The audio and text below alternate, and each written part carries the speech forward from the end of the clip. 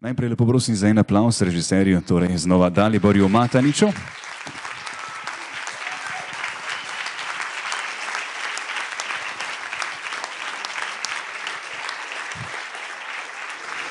Dalibor, možemo malo više prema tu.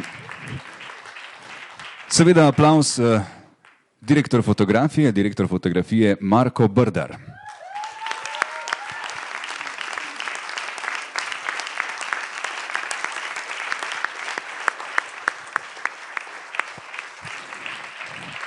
Montažer filma, montažer Tomislav Pavlic.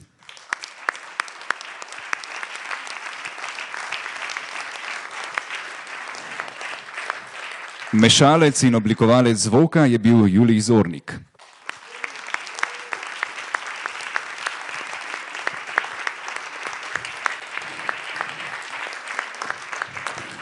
In pa široka ekipa zvoka postprodukcije, Peter Žerovnik, Tristan Pelos, Jaka Skočir, Željko Nedović in Samo Jurca.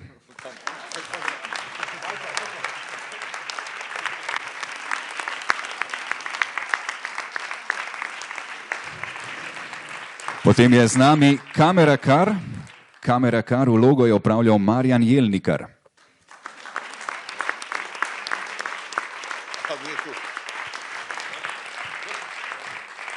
Aplavz seveda tudi obema producentkama, Ankici Tilić in Petri Vidmar.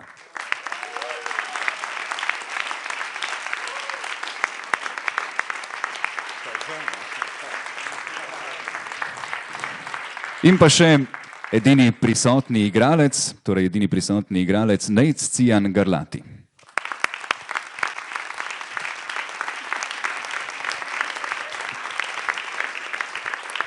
In še en velik aplavz ekipi, ki je torej prišla, ekipi filma Zenit.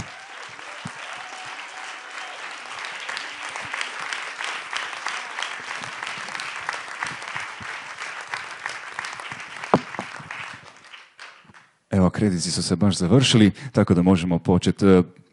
Prvo pitanje, možda ću ga ja zastaviti, kako je zapravo bila reakcija poslije Kana? Poslije 34 godine, ja mislim da je hrvatski film došao u takmičenje i kako je bila zapravo onda kasnije primljen film? Da li je taj uspjeh iz Kana, da li živimo u zemljama gdje je uspjeh iz vana ono što trebamo da nas pohvali i uznutra? Ma ja nekako sa ovim filmom nekako su svi dali cijela ekipa nekako jako iz sebe, čisto, jako iskreno. Čak bi se sudio reći malo meditativno, ali mislim da su odmah kad je bilo Kan nakon toga, ja sam vjerovao ja uvijek vjerujem u normalne ljude, ove obične takozvane ljude na ulici. I neko se oni jako veseli s nama. Neko se jako veseli oko svega toga i kad smo došli, čak u jednom trenutku sam se sjećao kao da smo Barcelona. Našim ljudima treba to kroz sport i kroz nogomet da bi shvatili, ali neko je bilo jako pozitivno. Znači, uvijek ima skeptika, uvijek ima svega, ali neko je prevladao taj neki pozitivan osjećaj, što se kasnije vidjelo i u kinu, kad je krenuo film, još uvijek u stvari je u kinu, sa tom jednom divnom gledanošću za art house film, onako, mislim da smo najgledaniji film u povijesti Hrvatske, art house film u povijesti Hrvatske, tako da ljudi to ipak nagrađuju. A mi smo im to odužili da smo išli smo svako selo, svako malo mjesto sa ekipom pokazati da nam je stalo, jer mislim da ovaj film, kažemo ono što se rekao prije filma, da užasno nas aktualnost prati, mislim da je jako bitno, po meni je bitno da ljudi vide ova pitanja koja otvarjamo s ovim filmom. Hvala. Kakšno vprašanje s strani publike? Kar izvolite, ne vas ne bo sram.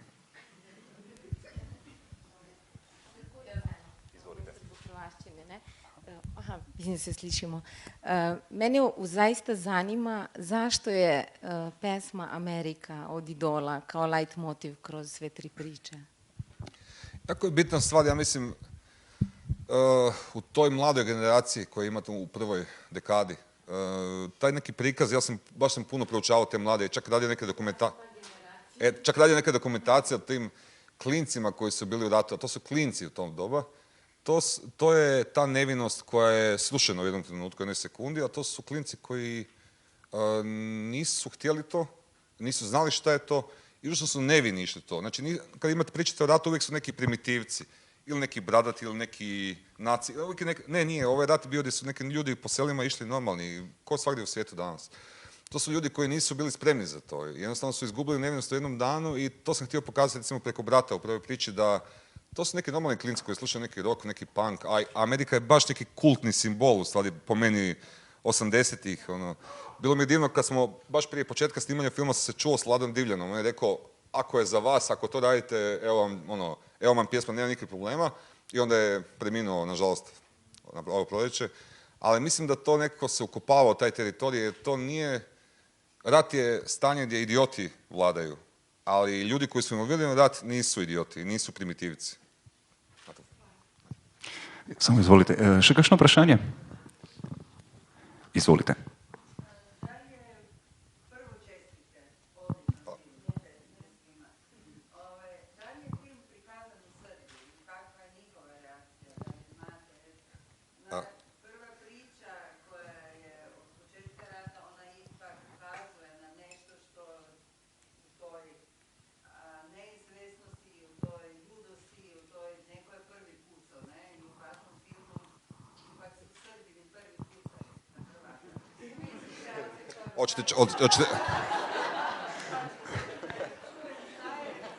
Hoćete čuti najveću šalu sa snimanja, ali jako je kontroverzna šala.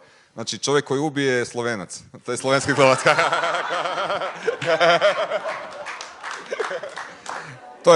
Nije namjerno ispalo. Kroz sve ove festivale, se sjećamo sa ljudima iz Srbije to. I mislim da će premijera biti na festu, na njihovom festivalu, to neko se isto veže za distribuciju. Ali ono što mogu reći da sad u ovom trenutku imamo fan klub u Srbiji već. Imamo neke ljude koji nas prate, neke luđake koji nas prate toliko općinjenje filmom. Mislim da njima isto treba katarza. A mislim to su sve iste stvari. Mislim da ja neko vjerujem da će tamo dobro leći ovaj film. Mislim da je to nešto što... Ne, još nije ovoga, mada, kažem, ide po festivalima blizu toga, ali mislim da je fest prvi sad na proljeće, tek na proljeće. Ali mislim čujem da je jako dobra neka atmosfera vlada, a je neki način to je... Mislim da je okej ljudima da gledaju film gdje nacije nisu bitne, nego ljudi, samo njihova kvaliteta. U svu politiku, u sve stvari, u sve činjenice, sve strahote koje su bile, ali mislim da na kraju ja mislim da to jedno pobjeđuje, onako, da stvarno. Ja kažem, ja sam digao jako puno prašine u Hrvatskoj kad je izašao film, a stvarno to mislim, meni je draži dobar Srbin nego loš Hrvat. Jer mi je bitan dobar čovjek, nije mi bitna nacija.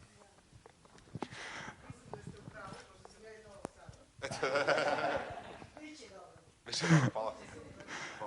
Hvala. Še kakšno vprašanje?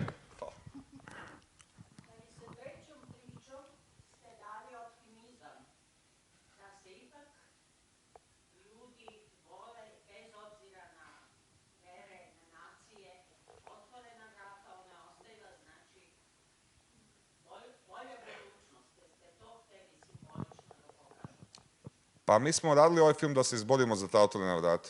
Mi smo radili taj film da ne ispademo naivni, nego, kažem, jako puno je sudbina utkano u sve te priče, ali da bi se pomaklo nešto. Mislim da je to jedini put.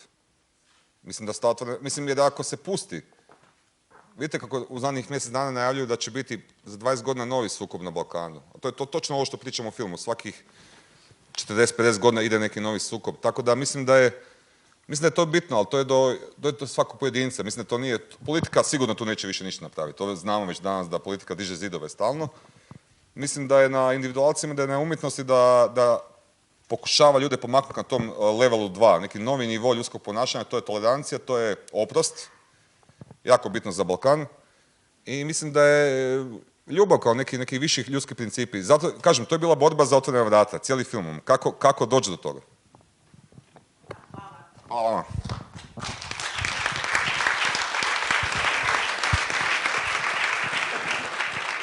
Hvala seveda vsem za vprašanja. Še kakšno vprašanje?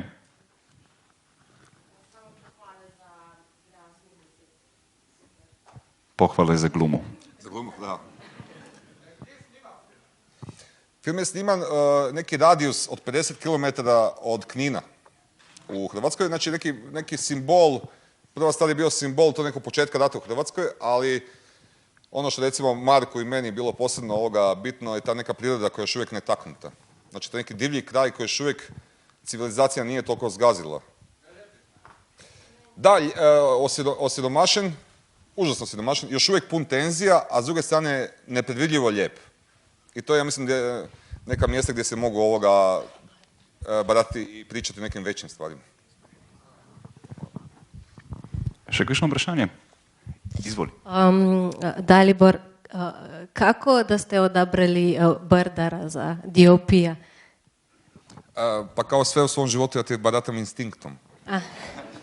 Kad je došlo do priče o tome, kad je došlo do priče o ovoj materiji i znam Marka iz nekih prijašnjih stvari što je radio, ali imam sreću u životu što mi instinkt ne vara baš puno.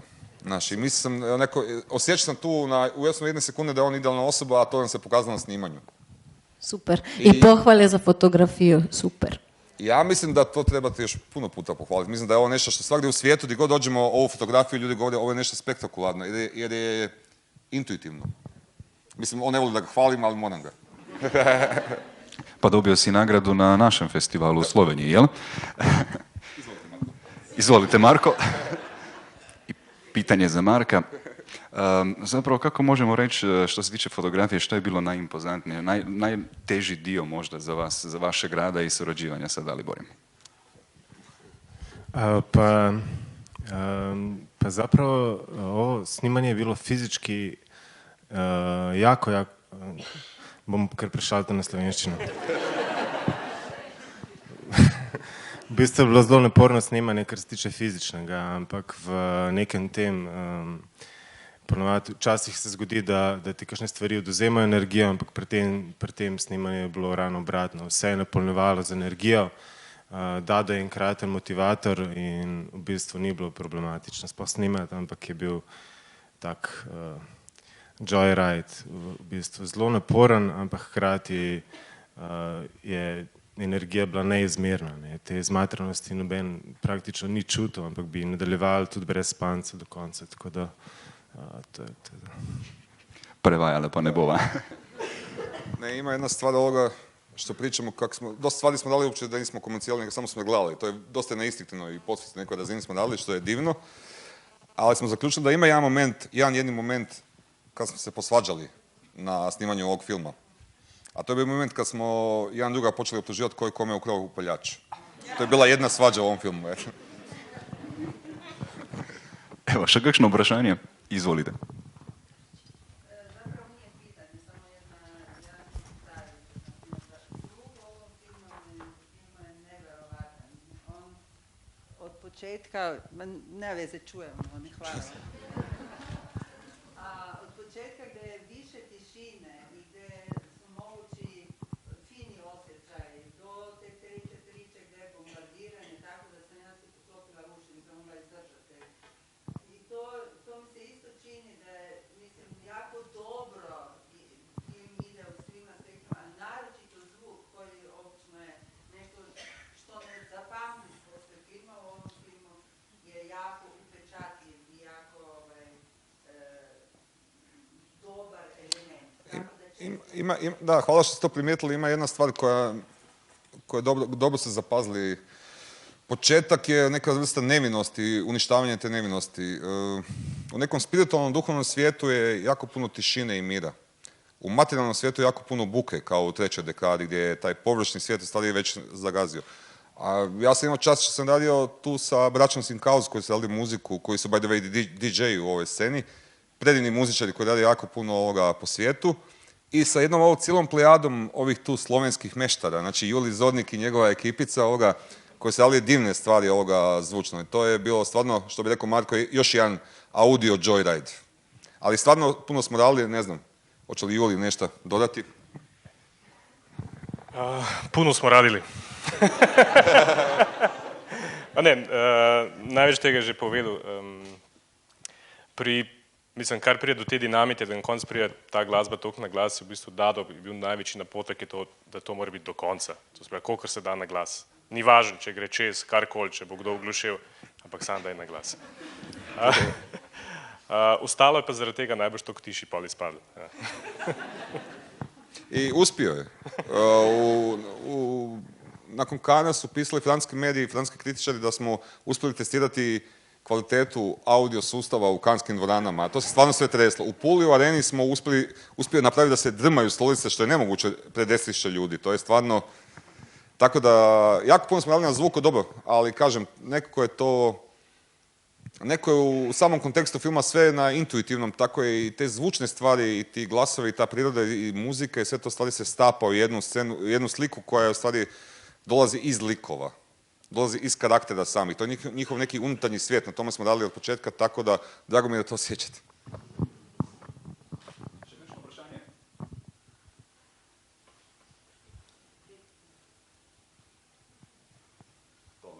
Dobro. Potem pa mislim, da se lahko še enkrat zahvalimo široki zasedbi, ki nas je danes obiskala.